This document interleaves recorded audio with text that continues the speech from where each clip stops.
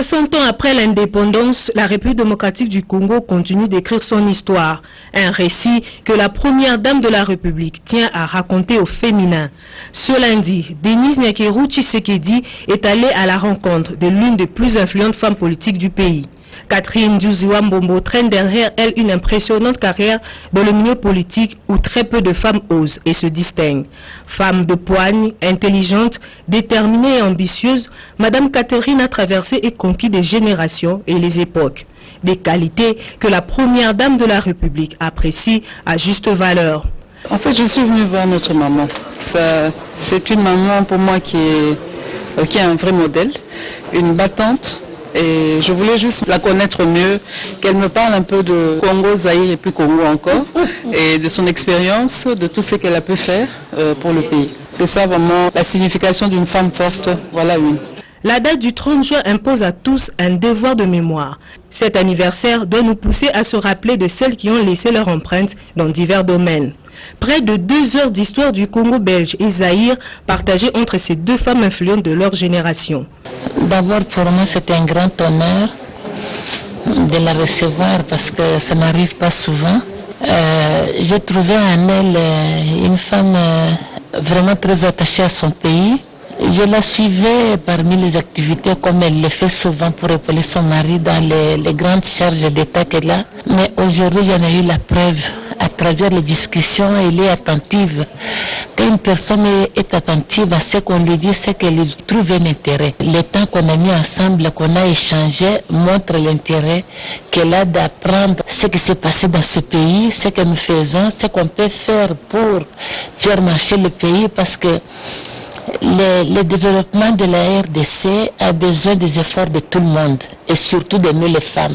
À l'exemple de Ndiouziouambombo, plusieurs autres femmes comme Sophie Madeleine Kanza, Général Micheline Sassa, Maman Angebi Monseka, pour ne citer que celles-là, méritent une reconnaissance nationale.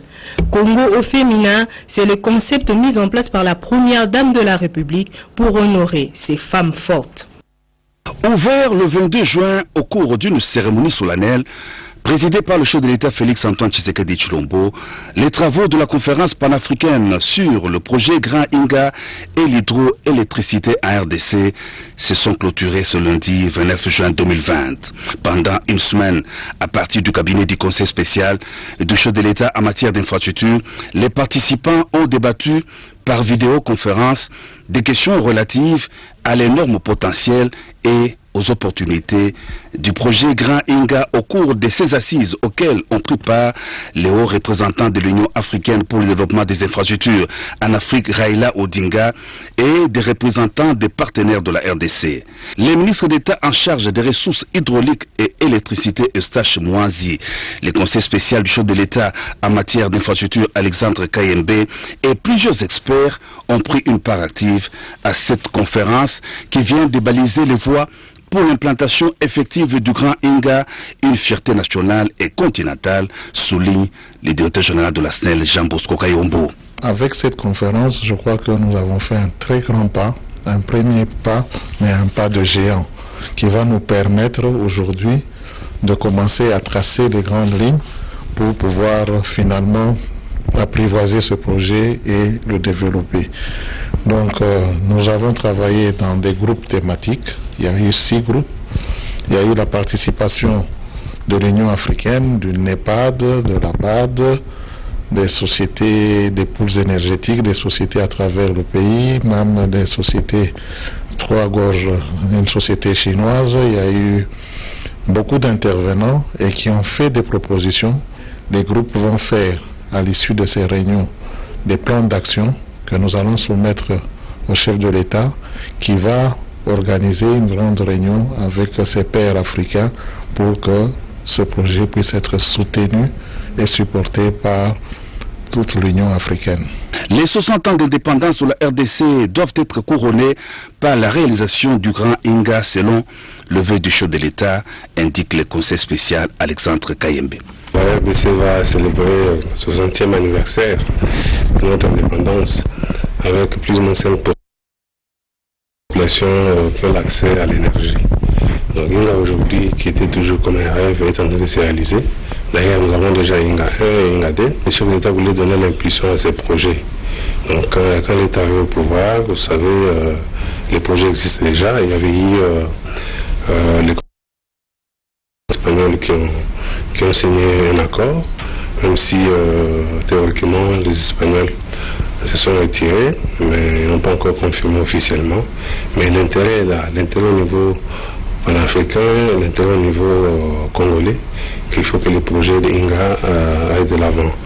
Donc aujourd'hui, il y a eu des intérêts qui se sont manifestés sur le plan international avec plusieurs entités qui ont amené, qui ont proposé des solutions aussi financières pour aller au-delà de Inga 3. La délégation des établissements supérieurs et universitaires privés agréés constituée du recteur de l'Université catholique du Congo, du secrétaire général académique de l'Université protestante au Congo ainsi que du recteur de l'Université Loyola a été reçue par le ministre de l'Enseignement supérieur et universitaire Thomas Lwakalo-Senjola ce lundi 29 juin 2020. Objectif de cette rencontre, présenter au ministre de tutelle l'État d'avancement des enseignements en ligne tels que dispensés dans ces différentes institutions d'enseignement supérieur et universitaire en cette période d'état d'urgence sanitaire suite à la pandémie de Covid-19. Nous avons bien apprécié son go donné à ce qu'on avance. Il est effectif dans nos universités et nous avons voulu avoir encore vraiment cette reconnaissance de la part du ministre. Aller de l'avant et même une possibilité d'un décret pour homologuer, accepter par homologation ce qui s'est fait. Cela pourrait nous permettre aussi d'aller plus loin. Eh bien, nous avons voulu aussi parler au ministre de nos efforts pour que si demain on reprend les enseignements, nos institutions puissent respecter les gestes barrières. Les membres de cette délégation se sont dit également réconfortés par les propos du numéro 1 de l'ESU qui les a en outre rassurés que cette année académique 2019-2020 ne sera pas une année blanche. De 20 km de la voirie urbaine de Bukavu évolue normalement. C'est une activité inscrite dans le programme de 100 jours du chef de l'État, Félix-Antoine Tshisekedi Tshilombo. La société congolaise de construction Sokok, qui l'exécute, a poursuivi ce dimanche 28 juin avec la pose de la couche d'enrobé sur le tronçon Bwindi-Kazingo, route nationale numéro 2, Bukavu-Kavumu. Le gouverneur du Sud Kivu, Teongwa Bijekasi, a effectué ce même dimanche une visite d'inspection sur ce tronçon. Cette visite s'inscrit dans le cadre du suivi des travaux réalisés dans sa province conformément au programme d'urgence de 100 jours du président de la République. Jusqu'à présent, les choses évoluent bien. Vous êtes avec nous dans la ville de Bukavu. Donc, le tronçon qui était prévu dans la ville, je crois qu'ils ont... Ça a bien évolué. Nous sommes maintenant en dehors de la ville. Cette route doit aller, c'est la route qui va vers l'aéroport.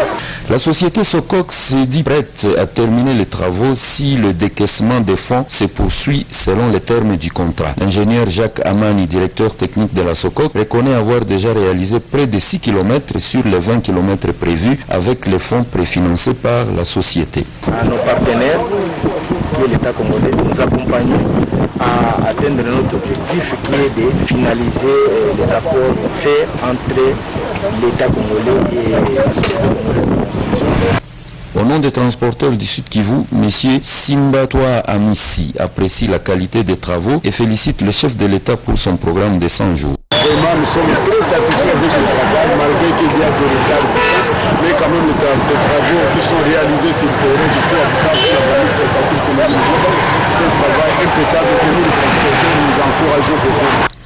Dans la ville de Bukavu, les 20 km de route à moderniser concernent les tronçons Place Moulamba Nyamoma, Place Moulamba Muumba, Bralima Kazingo, Feu Rouge Nyawera sur avenue Sayo, mais aussi l'avenue du Lac 2 à la Botte. Ces travaux sont financés par le Trésor public à travers le FONER sous la mission de contrôle de l'OVD.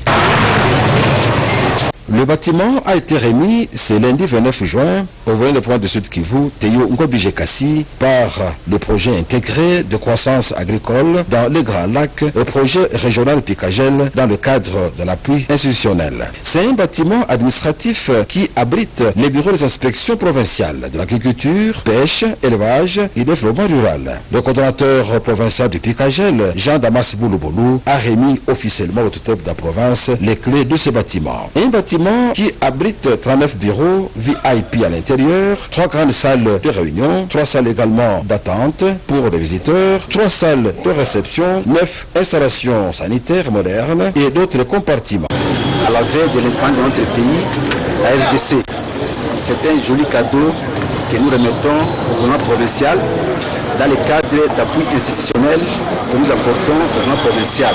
En réceptionnant le bâtiment de 3 niveaux, rez-de-chaussée et 2 niveaux à hauteur, Théo Ngobije Kassi a remercié le chef de l'État pour le partenariat RDC Banque mondiale, mais aussi l'entreprise Société agro-pastorale et de génie civil du Katanga, SAGEC 4, et pour avoir respecté les contrats et la maquette de l'architecte Maxime Mabel Loubeme Zungat, le concepteur du plan.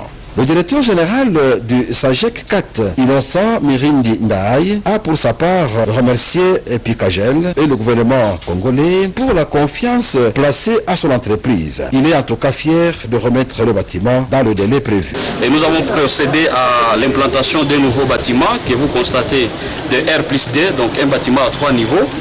Que nous avons réalisé dans un délai de 6 mois. Et sur le plan social et économique, environ 150 personnes recrutées localement ont trouvé de l'emploi dans la construction de ces bâtiments. Parmi eux, 40 maçons, 60 aides-maçons et 50 tout travaux. Ça en est suivi une visite guidée du bâtiment sous la conduite de l'architecte. Et cela à la satisfaction de l'autorité provinciale Théo Ngobije Kassi. Qui s'est déroulé à Moutima, en territoire de Tchikapa, pendant 2 jours, a mis ensemble l'administrateur des territoire, le responsable de l'armée, les autorités traditionnelles, les leaders communautaires et les défenseurs des droits humains.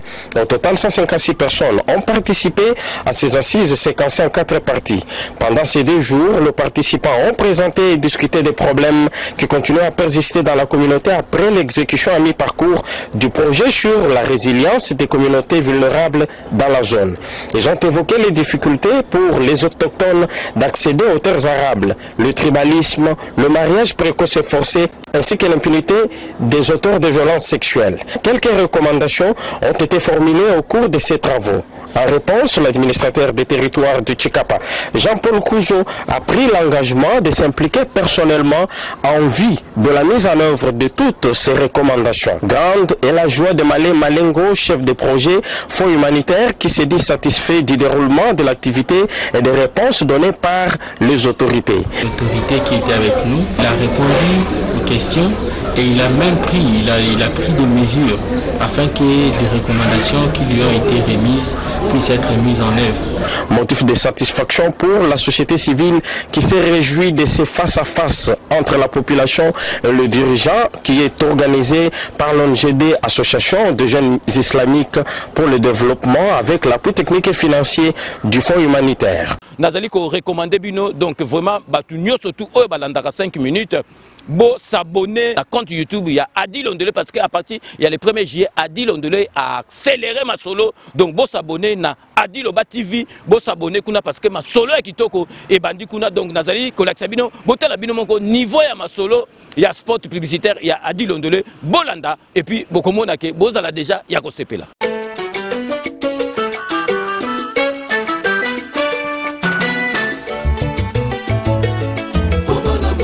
Adi Londolé, le célébrissime, célèbre journaliste beau comme un dieu.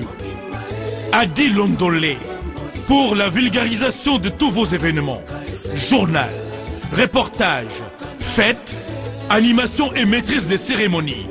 Adi Londolé, l'homme qu'il vous faut.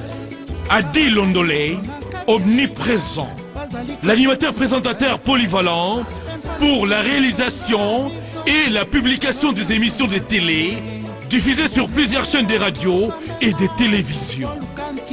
Adi Londolé, l'homme, l'artiste, le journaliste du peuple. Adi Londolé, beau comme un dieu. Adi Londolé, le célébrissime Bisso Semosala. Donc bino moko bomoni donc Adi Londolé, le célèbre journaliste beau comme un dieu, na sengi na bino bo s'abonner kuna vraiment na Adi Loba TV. Donc et ça là et sengo trop parce que ma solo et tikali kaka na ba professionnel. Parce que Adi Londolé mutu moko ko loba te ke azasoki marketing Adi Londolé c'est un professionnel ya ma solo oyo. Donc vraiment bo s'abonner na Adi Loba TV. Donc to komi